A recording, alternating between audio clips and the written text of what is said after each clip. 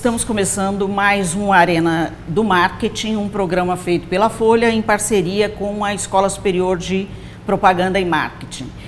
O nosso convidado de hoje é o Manuel Fernandes, empresário, dono da empresa Bytes, de consultoria estratégica para a internet e redes sociais. Conosco aqui da ESPM está o professor Vicente Martim Mastrocola, que é professor de publicidade e supervisor de games do curso de Sistemas de Informação e Comunicação e Gestão daquela faculdade. O tema de hoje serão os influenciadores digitais, uma denominação que eu presumo ainda seja pouco familiar para a maioria dos leitores. Então eu acho que a gente pode começar, professor Manuel, com você nos explicando o que é essa nova designação. Então, na nossa concepção, o influenciador é aquela pessoa que tem a capacidade de determinar mudanças de comportamento de faixas da opinião pública no mundo digital ou até revisão de posições ou de opiniões. Ele usa o seu capital social, né, a sua capacidade de influenciar aquele grupo para mudar um contexto. Esse para a gente é um influenciador, que não é nada muito diferente do que acontece no mundo real, né? Então a relação de poder, ela se transfere para o mundo digital dentro desse mesmo conceito. Mas em que medida esse influenciador é diferente de todos os influenciadores em todos os meios anteriores? Porque a gente já teve isso as celebridades de uma certa forma, no rádio, na TV, no jornalismo. Em que medida esses digitais são diferentes? Então, é a capacidade que ele tem de arregimentar mais pessoas com um volume de pessoas num curto espaço de tempo para modificar uma corrente de opinião. Essa é a velocidade com que ele faz isso. E pelo que a gente entende, os influenciadores, há uma alta volatilidade nesse mundo digital. O influenciador de hoje não vai ser o de amanhã. E o influenciador que influencia, usando essa redundância, que influencia um determinado assunto hoje, não vai ser o mesmo que vai influenciar amanhã. O que é fundamental entender nessa questão dos influenciadores é a diferença entre fama e prestígio. Ter fama não significa que você tenha a capacidade de influenciar. A fama é algo que é inerente ao que você faz na sua atividade profissional, mas significa que você tem prestígio naquele assunto que você quer abordar. Por isso que a gente acha muito estranho quando empresas chamam essas web celebridades para falar sobre assuntos que não têm nenhuma correlação com a vida delas, né? Essa é a minha pergunta, Manuel. Você acha que as marcas e as empresas elas sabem diferenciar essa questão da fama e do prestígio quando elas procuram esses influenciadores? Não, elas estão ainda muito orientadas à fama. Então ela acha que, porque na verdade é o seguinte, se você pegar a internet no Brasil, são 137 milhões de pessoas. Qualquer assunto que a gente coloque aqui para a disposição das pessoas que estão nos assistindo, vai ter um grupo dentro da rede falando sobre esse assunto. Então, a gente acha que é mais interessante para a marca identificar esse cluster e atuar em cima desse cluster do que pegar alguém que tem 5 milhões, 10 milhões de seguidores, que para mim isso não é nada, né?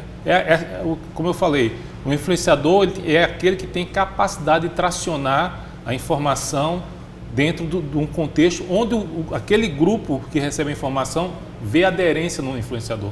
Então, por exemplo, eu sou jornalista de formação, eu gosto de tecnologia. Se você me perguntar algo sobre moda, eu vou saber muito pouco. E se eu fosse achar que eu fosse um influenciador de moda, seria um erro, um equívoco. Então tem que ver, quando a empresa parte para identificar um influenciador, ela tem que considerar o contexto que ele está, a agenda de interesse da marca e como essas duas coisas se combinam, né? O que a gente chama numa chamada conexão estratégica. Então, às vezes é melhor você ter um grupo de 10 ou 15 pessoas que formam uma rede do que apenas um influenciador. Então você quer dizer que ainda a questão de você ter um grande número de page views é algo que está ali muito mandatório, então, nesse entendimento? Não. Por exemplo, vamos pegar aqui o caso do UOL. Porque o UOL é o maior portal de notícias do Brasil, né, ao lado de outras empresas de mídia. Porque as pessoas enxergam no UOL a qualidade que tem a marca Folha por trás. Então, a Folha, nos capítulos que ela tem de conteúdo, ela influencia toda uma rede. Se o UOL resolvesse fazer telefonia.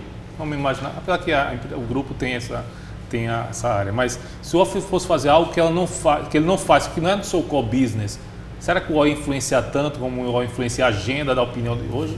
Talvez não. Então, por mais qual a audiência que tenha. Eu queria só um adendo para o leitor que está menos acostumado ao termo influenciadores digitais, que na verdade é uma designação que classifica gente com quem a maioria do leitorado está bem familiarizado. Então, são influenciadores digitais, principalmente esses youtubers que colecionam milhares de seguidores e milhões de visualização, alguns canais até com mais de 1 bilhão de visualização. Nessa linha, por exemplo, temos o Whindersson Nunes, que é o primeiro do Brasil na colocação e que em alguns rankings do mundo ele aparece em segundo lugar. Então, essas pessoas com as quais a gente está acostumada, já viu um vídeo no YouTube, já viu alguma coisa dela feita no Instagram e às vezes até segue essas pessoas porque gosta do que elas postam, do conteúdo que elas vivem postando. Esses são os chamados influenciadores digitais. Então, embora o termo seja um tanto estranho, ele está muito introjetado na vida de cada um. Mas a minha grande questão, estão pensando como o que a Bytes é, né? Uma empresa que ajuda as empresas, outras empresas a terem melhor participação no mundo digital, né? Então, ser mais assertivo no mundo digital. Minha pergunta é a seguinte: eu precisaria de alguém que tem 10 milhões para levar meu produto a um conjunto de pessoas? Talvez não. Nesse caso, eu poderia usar uma emissora de televisão. Então, na verdade, que é uma coisa também muito importante. Muitos influenciadores adotam um discurso de que você, apostando no influenciador, você prescinde dos meios clássicos de publicidade. Um anúncio no UOL, ou um anúncio na TV Globo, essas coisas. A gente acha que isso não faz o menor sentido, são coisas completamente diferentes. Elas são interconectadas, mas elas são completamente diferentes. Quando eu faço um anúncio no UOL, eu atinjo uma quantidade de milhões de pessoas. E talvez um influenciador não precise disso. Então, as estratégias têm que ser desenhadas no seguinte contexto: como é que eu faço a combinação de mídia clássica com esses influenciadores? O que a gente não está vendo, porque na verdade a gente vê muita moda.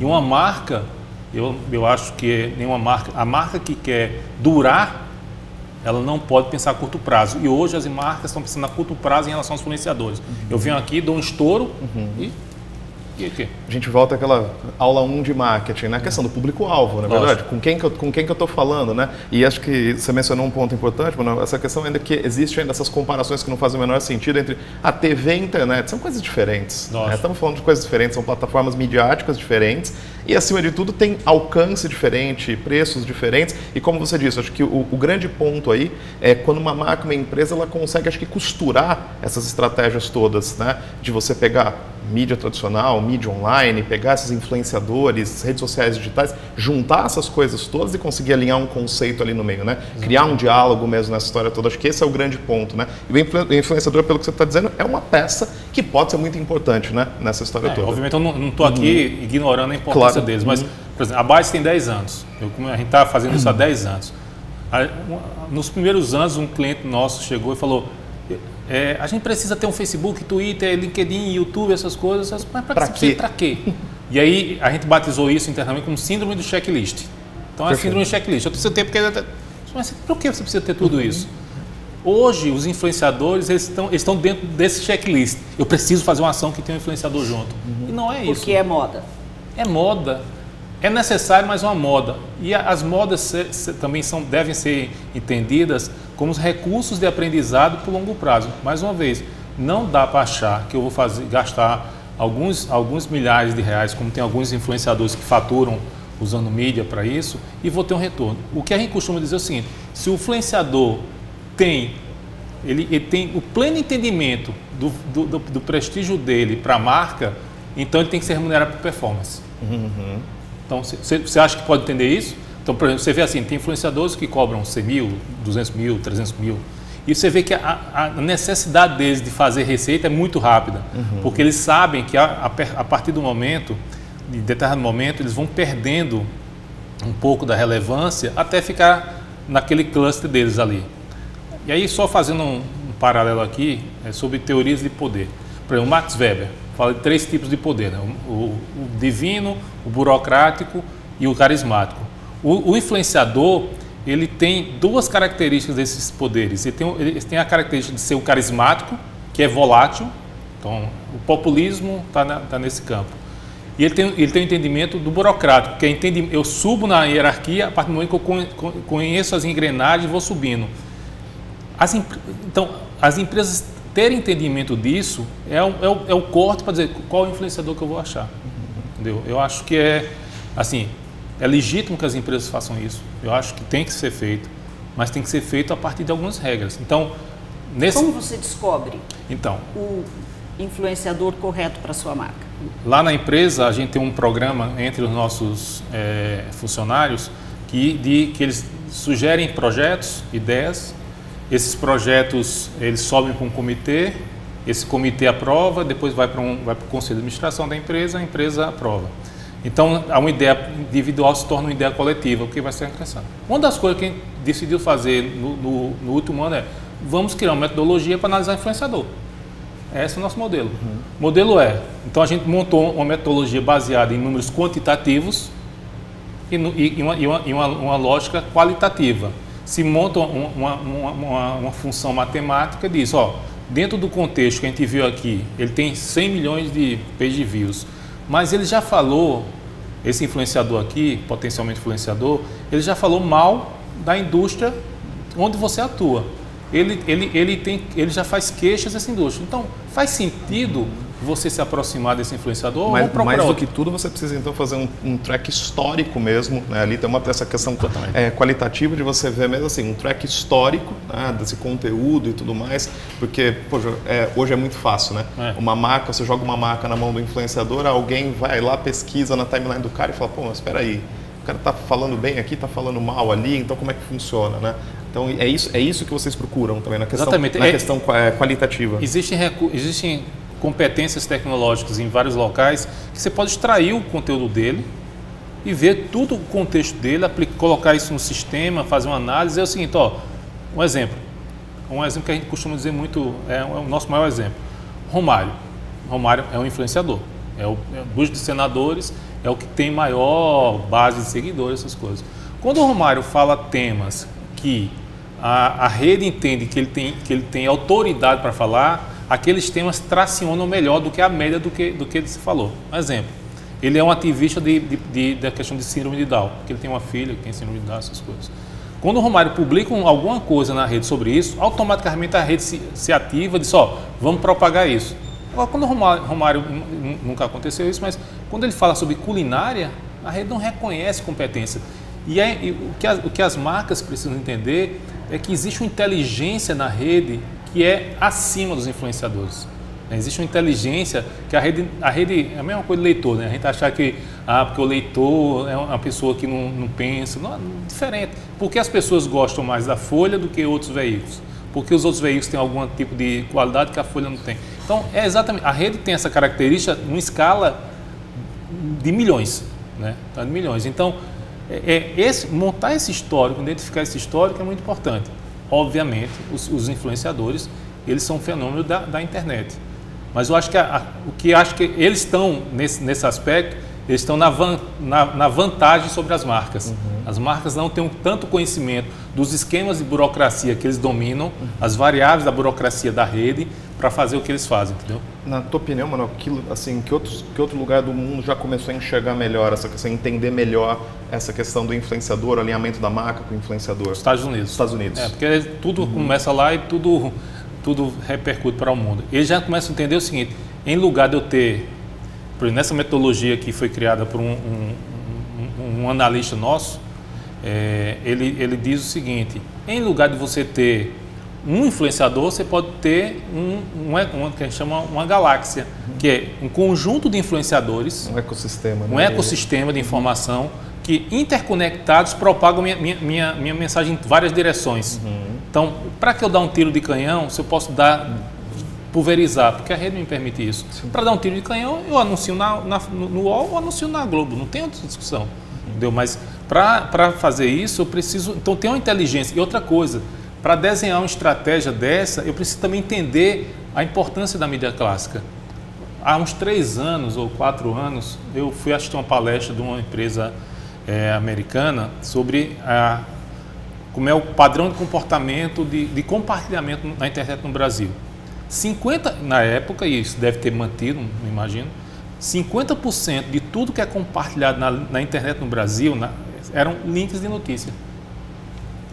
Então, continua assim. Então, continua assim. A maioria ainda é link de notícia. Então é exatamente isso. Você vai dizer assim, os veículos tradicionais estão perdendo relevância. Não. Eles agora eram um ecossistema e eles agora são parte de um novo ecossistema. Acho que é uma palavra, a questão é coexistência. Exatamente. Né? Tem uma coexistência que hoje você precisa ter. Então, acho que esse entendimento, né, que a gente começa a explorar, onde os influenciadores são né, que a gente poderia olhar, um ponto que a gente poderia olhar, acho que a palavra-chave mesmo é uma coexistência nesse ecossistema e como é que essas coisas, como você disse, como é que essas coisas vão dar pequenos tiros, como é que elas se conectam, né? Entre elas você consegue, de alguma maneira, medir valor nisso tudo, né? Tem isso também, né? Exatamente isso, porque na verdade tem uma passagem, acho que é em Alice, não sei se minha memória é um pouco fraca nesse aspecto, não sei se é o coelho ou é o gato que pergunta, onde é que você vai? Aí eu disse, eu não sei. Então, para quem não sabe para onde vai, qualquer caminho leva, entendeu? Para quem está perdido, qualquer caminho chega. Tá. Então, outro aspecto, uma frase que eu sou jornalista e minha história mais em tecnologia. Eu fui repórter de tecnologia e trabalhei em tecnologia. E tinha uma frase que dizia assim no meio que era muito engraçada. Tecnologia pode ser o caminho mais rápido para você chegar no lugar errado. Entendeu? Então, na verdade, as pessoas têm que refletirem, têm que pensar, né? Como você falou uma coisa que eu acho muito importante, o influenciador ele é parte de uma engrenagem, ele não é o sistema. O problema é que as marcas acham que eles são o sistema e eles não são o sistema. Acham que ali tem uma mágica que vai resolver tudo com um tiro só ali, né? Exatamente. Qual é a grande discussão hoje dentro das empresas? O mundo digital permitiu uma confluência em áreas que estavam completamente separadas. Exemplo, PR, marketing, propaganda. Então, tudo isso teria que estar num lugar só. Não tem mais um PR que é separado do marketing. Não existe. Sim. Então, o PR pode usar a estrutura, o que o marketing faz no mundo digital, para trabalhar. As marcas precisam entender, e eu acho isso que faz parte de um aprendizado, né? Então, eu acho que é um aprendizado. Alguns vão aprender e outros, infelizmente, não vão conseguir. Mas é um aprendizado para entender o seguinte, mais uma vez, os influenciadores eles são uma variável da equação de construção de marca. Acho que é isso. Agora, você acha que eles vieram para ficar? Porque na tecnologia a gente tem uma porção de histórias, inclusive de tecnologias mesmo, que surgem com tudo, a gente acha que veio para ficar, para influenciar, para ser integrada ali, e ela dura muito pouco e some. Você acha que os influenciadores, como personagens do marketing ali digital, eles vão continuar? Eles vieram para ficar? Não, o que eu acho que veio para ficar é a capacidade que o mundo digital permite de criar pessoas que influenciam outros. Mas isso a gente está falando do sistema. Do sistema. Eu acho que, por exemplo, quando eu comecei há 10 anos, os influenciadores eram os blogueiros. Sim. Depois os twitteiros, agora os youtubers. No futuro pode criar uma nova plataforma que vai acontecer e vai influenciar. Snapchat, né? Você está no Snapchat, cada plataforma vai ter o seu influenciador. Então, assim, eu acho o seguinte, o sistema, ele fica, o que muda vão ser as pessoas. E essas pessoas vão mudar rapidamente. Né? É da cultura da tecnologia e é da cultura das redes sociais. Alguns tentam fazer uma migração, por exemplo, tem eu vejo influenciadores aí, popstars, web celebridades, escrevem biografia, né? Pessoas com 22 anos escrevendo biografia, diríamos assim que eu tenho 47, não me atrevo nem a escrever a primeira linha, né? Porque minha vida não é tão interessante assim para as pessoas verem, mas com 22 anos é muita pretensão. Então eles mesmos ficam dando tiro em toda a direção, né? Toda a direção. E o papel que nós assumimos diante desse mercado nós temos que ajudar as empresas, o mercado a fazer isso. Então, como você falou, primeiro foi twitteiro, depois blogueiro, blogueiro, twitteiro, youtuber, que é que pode vir aí? Instagramer, que já Instagramer, por aí vai. Então, bastante. Aí uma pergunta, você até puxando para a questão da tecnologia, né? Então, você comentou, as empresas não estão conseguindo ainda enxergar o total alinhamento com esses influenciadores. Aí, um passo antes, você acha que essas empresas já estão conseguindo entender as plataformas digitais plenamente? Quando você coloca algum conteúdo, seja no YouTube, seja no Instagram, seja no Snapchat, o tipo de resposta que você pode ter do usuário, como esse conteúdo pode se multiplicar, ou ainda está nesse ponto tipo, não, vou colocar ali porque esse cara fala, a mensagem espalha e pronto, é mágico. Então, eu acho que o que falta aí é o seguinte, o que é que acontece nas empresas que a gente enxerga? A base das empresas entende muito bem desse mundo, então são os analistas que operam a estratégia digital, tá? Você tem aqui o corpo mais sênior que sabe da importância, mas não entende o que está acontecendo. E o que a gente percebe é que as mensagens daqui não chegam no corpo sênior. E as diretrizes do corpo sênior não chegam nos analistas. Então falta um conector. O problema das empresas hoje é a ausência de um conector entre a operação e a estratégia. Quando você fala de mensagens, você está falando de entendimento, de compreensão dos dois níveis sobre o papel de cada... Exatamente. É o que cada um é. Porque uma empresa é formada com estratégia e operação. E tática, né? Tática e estratégia. Existem táticas, existe estratégia, mas as coisas que a gente enxerga hoje é que elas não estão sendo combinadas. Então, quando chega um influenciador que diz, eu vou te dar aqui um estouro, é muito confortável para marcas, realmente eu vou... Que a gente fica brincando lá na empresa, que é a síndrome de awareness. Fazer barulho, né? Fazer barulho para quê? Deu. Aquela velha história, né? Assim, qual que é o objetivo? Gerar buzz, né? Não, o objetivo nunca vai ser gerar buzz. A gente já passou de projetos que é o seguinte, a Bytes tem um posicionamento muito claro, nós não produzimos conteúdo, nós não compramos mídia, porque a gente quer ter autonomia suficiente para ajudar o cliente a fazer o trabalho que ele faz junto aos fornecedores dele. Então, a gente já viu situações de investir um valor específico na campanha e a campanha deu um número de page views gigante. E aí, na conversa que nós estávamos, eu coloquei, tudo bem, mas qual foi a conversão de venda? Né? Qual foi a conversão de venda? Aí a pessoa da agência virou para mim e falou, mas esse não era o objetivo. Eu disse, então temos alguma coisa errada aqui, porque qualquer empresa, com exceção das empresas que estão na Coreia do Norte, né? Elas objetivam lucro e venda. Então, qualquer estratégia tem que estar direcionada a isso. Então, o digital tem que servir ao propósito de que as empresas vendam mais. Isso é a regra do sistema capitalista. Podemos discordar, a gente pode inventar outro, mas nem Cuba está mais assim. Entendeu? A gente pode inventar outro, mas essa é a regra vigente. Mas você pode recorrer a isso só para fazer um reforço institucional da sua marca. Sim. Na verdade, o que você está vendendo é a sua marca. Exatamente, mas o mais importante e o que nessa reunião ficou muito claro, né, que ele virou para mim e falou, mas o cliente não me falou o que ele queria. Tem um problema de comunicação. Então ali tinha assim, por quê? O cliente não estava municiado o suficiente para saber o que ele queria. Aí a pergunta, você quer vender mais? Você quer fazer uma apresentação da sua marca? Você quer impactar? Sim. Mas você tem que ter um objetivo primeiro, claro. Depois você monta a rede. Page view é um resultado dessa história toda, né? Assim. Porque é a mesma coisa que diz o seguinte, não, porque a mídia está em crise. Eu disse, a mídia não. O que pode estar em crise são os canais de distribuição de informação que a mídia usa. Um determinado modelo de negócio. Um determinado modelo, o papel, mas a mídia não. O UOL continua produzindo boas matérias como produz na Folha. Não tem diferença nenhuma.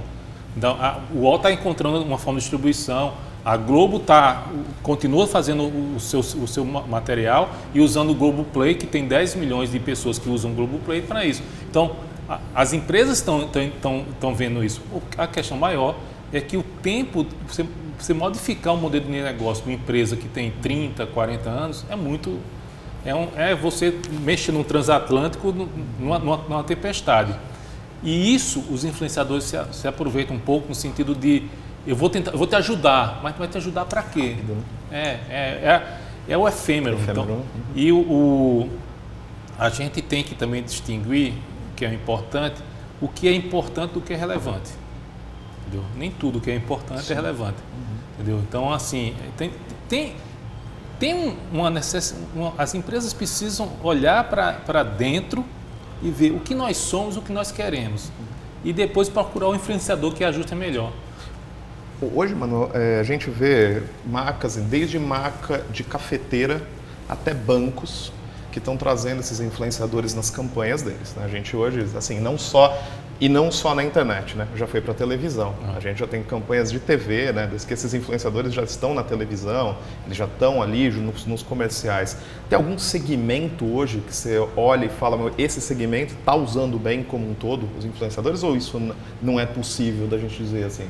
Eu acho que o segmento de entretenimento usa bem. Não sei se o segmento de banco está usando bem, mas o de entretenimento... Porque a essência do influenciador da web celebridade é fazer buzz. Então, para a área de entretenimento, ótimo. Mas para a área de negócios, não sei. Marketing, não sei, entendeu? E qual case para você hoje? Assim, um case que você olha e fala, bom, esse é o case que está assim, que entendeu mesmo o uso, o alinhamento com outras plataformas midiáticas e conseguiu efetivamente gerar um resultado a partir disso, do uso do influenciador como peça da campanha. Eu não vejo, porque você fala dessa integração com a... um case que você integração destacaria. Porque pensa o seguinte, eu sou relevante no digital. Quando eu transfiro isso aqui para a mídia clássica, eu consigo transferir o capital social para a mídia clássica? Não sei. Então, dentro desse aspecto, eu não consigo mapear um case que eu sei que este case é maravilhoso nesse aspecto. Entendeu? É maravilhoso, não sei. Eu não consigo enxergar. Eu acho que existem ações isoladas, mas nada que seja um grande case que mostre, ó, houve uma compreensão desde do que é, como fazer e onde chegar. Eu não consegui ver, porque também é importante que se faça justiça em relação às marcas. As marcas estão testando também, né? Então, o que a gente está fazendo aqui é uma conversa estruturando um pensamento de algo que existe há 2 anos. No Brasil, mais ou menos há 3 anos, né? E agora é que está, na verdade, dando... A partir do final do ano passado, me parece que as coisas começaram a superar as próprias fronteiras, né? Porque no na verdade, digital. Porque há um grande equívoco em entender o tempo real da rede.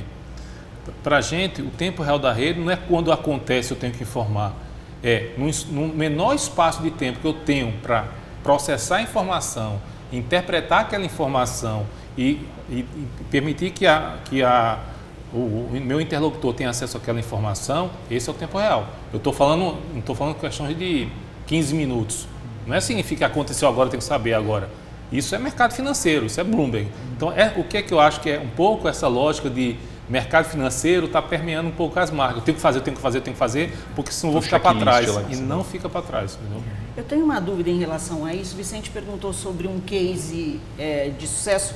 Eu não diria que é um case ou uma parte, na verdade, ou uma parte, como você falou, que você enxerga como sendo algo de relevante. Então, eu vou citar um que eu acho, eu não sou, vocês são os especialistas aqui e comentem, por favor, mas eu me lembro de uma ação desenvolvida pelo Vanish, aquele produto de tirar mancha de roupa, desenvolvido, se não me engano, com o Canal do Mundo, que é um canal entre os mais bem vistos, já existe há anos e tem mais de 1 bilhão de visualizações e trabalha muito com experiências, com ciência, com experiências de laboratório e tal.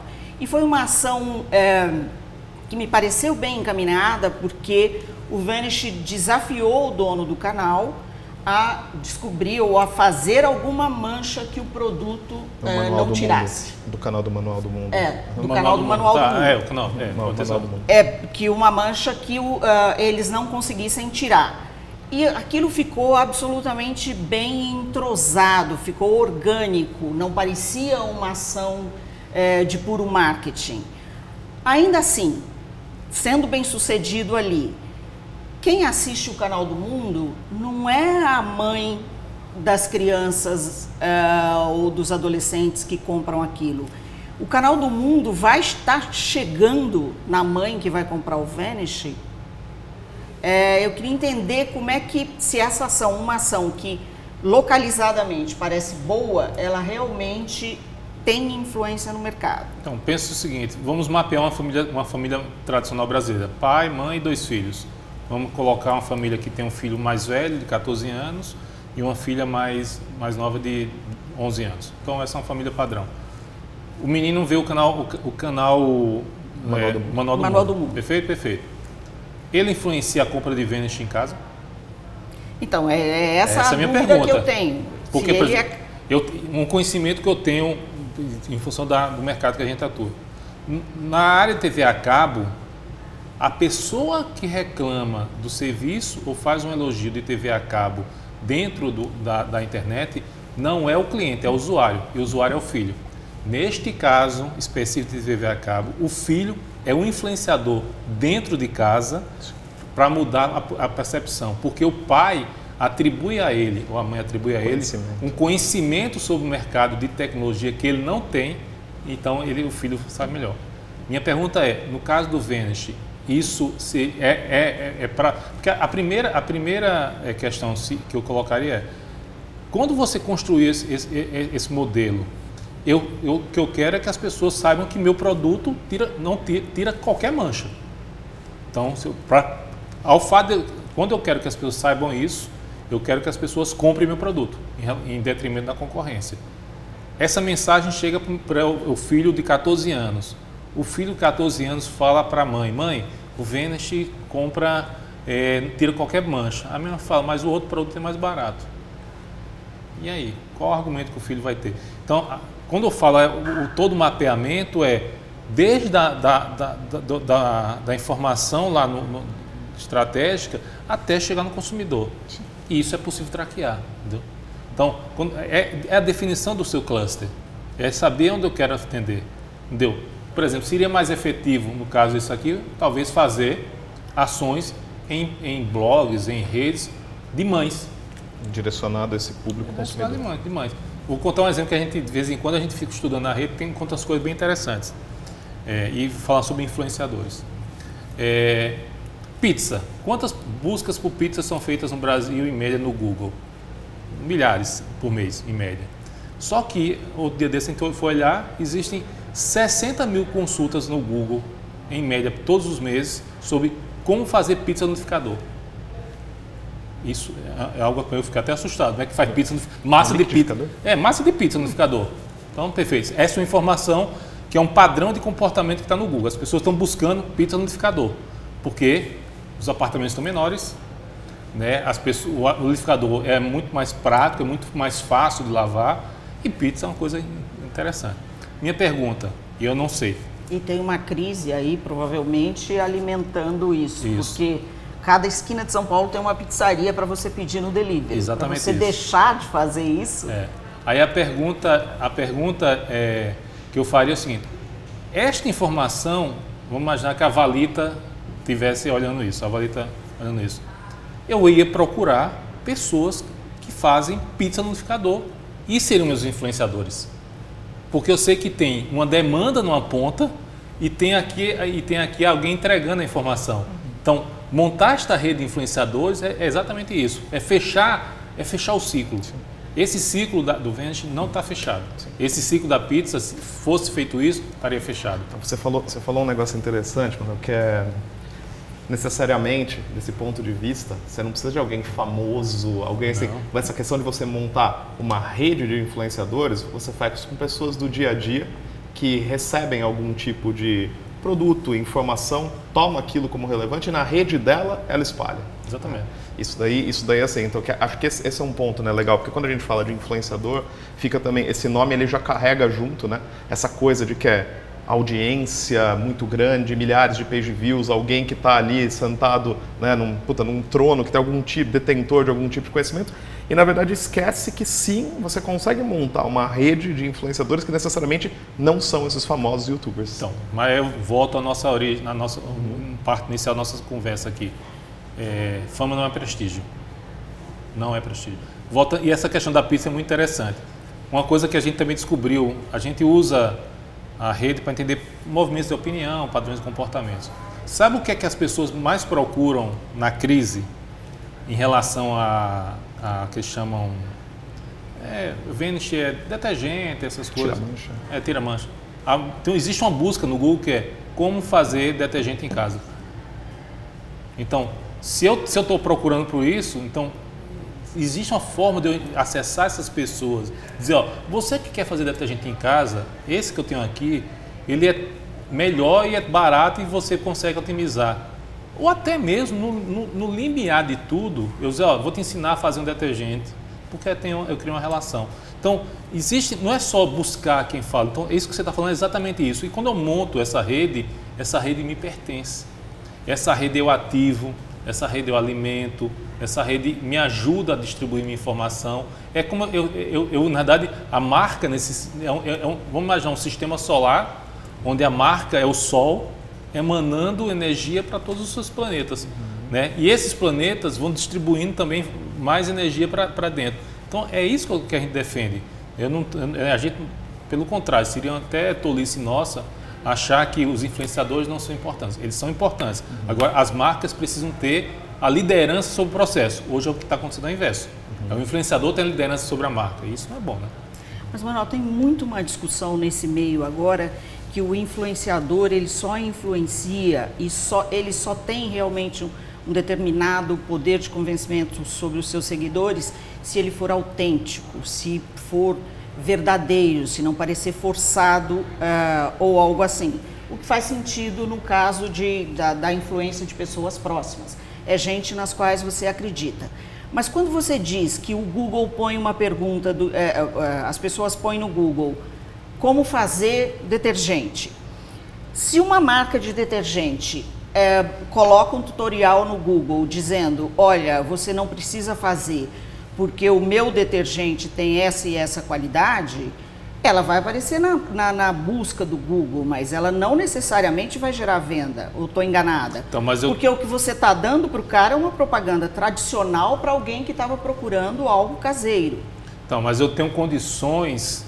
Vamos pensar um exemplo.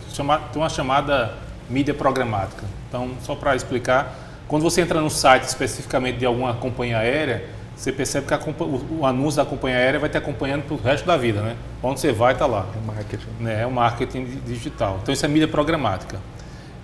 Imagine que eu tenho um site, eu monto um site, ou então eu tenho descubro um blog, como fazer detergente caseiro. Perfeito? Perfeito. As pessoas que estão entrando naquele blog ali, eu faço um anúncio naquele blog, a marca faz um anúncio naquele blog, e eu começo a identificar essas pessoas. Identificar não as pessoas, né? O browser, né? Porque tem uma questão de privacidade, mas identificar o browser. Para onde essa pessoa for na rede, eu estarei junto dela, olhando onde ela está indo. Em determinado momento eu posso parar ela, interceptar, dizer, ó, você que está lá atrás, você olhou isso aqui, vê o que está acontecendo aqui em relação ao detergente, eu posso te ajudar. Então, na verdade, eu usei a forma de a marca ensinar a fazer detergente meio como extrapolando uma situação.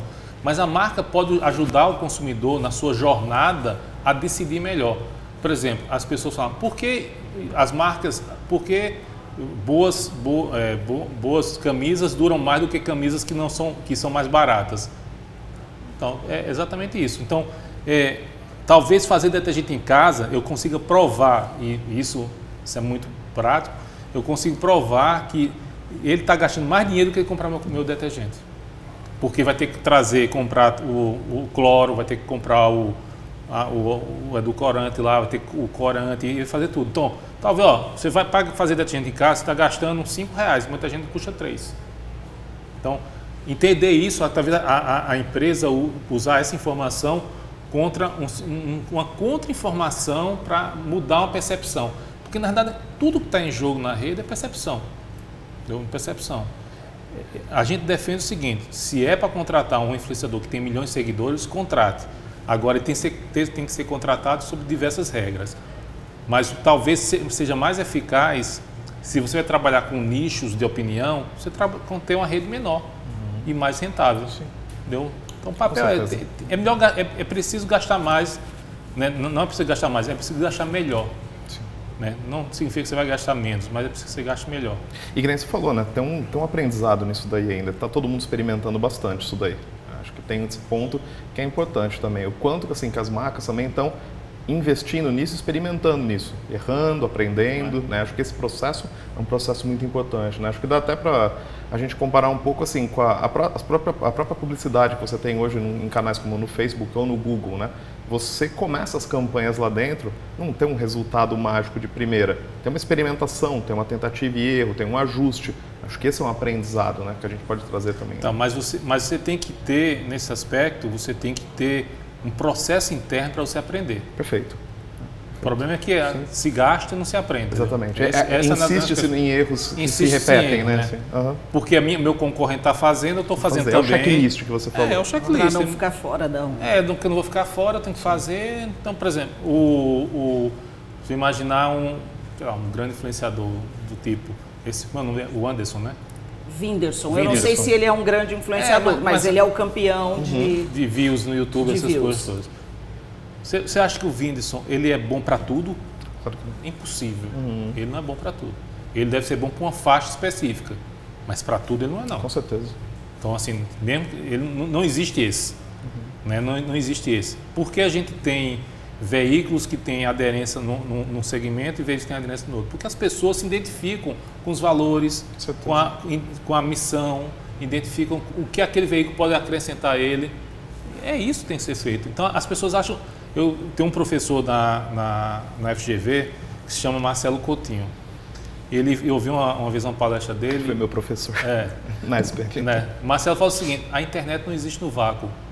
O que se acha agora, o que, é que as pessoas estão achando? Que os influenciadores existem num vácuo que não tem nenhuma relação com nada. Então, por exemplo, vamos imaginar assim: eu vou fazer uma campanha, eu preciso fazer uma campanha de lançamento de produto.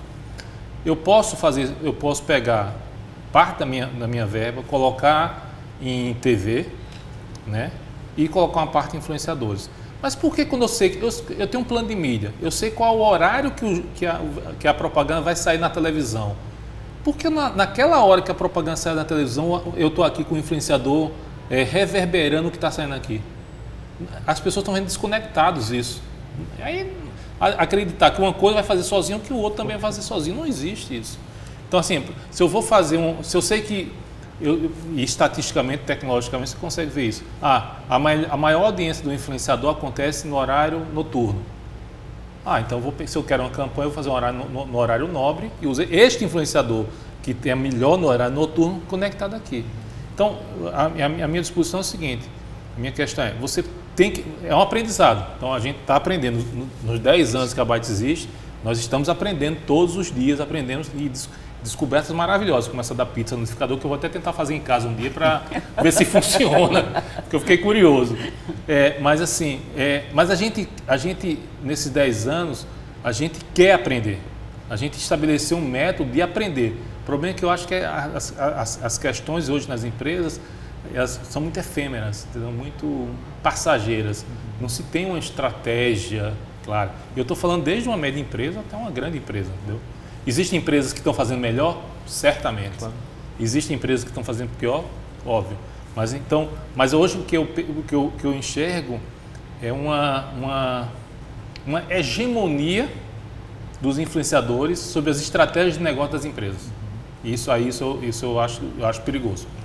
Acho que hoje um dos pilares do curso de Tech lá da SPM, inclusive, é a questão de BI, do Business Intelligence, né?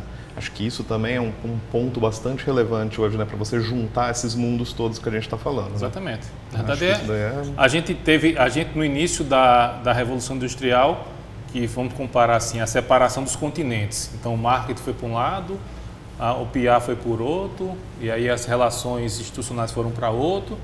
Com a tecnologia, eu tenho como reagrupar esses continentes. Eu tenho como reagrupar muito mais fácil. Então, é possível fazer isso. Agora, tem que ter a disposição. E, às vezes, as pessoas nas empresas, elas têm medo daquilo que elas não entendem. E esta questão dos influenciadores e essa questão do digital aumenta a zona de desconforto.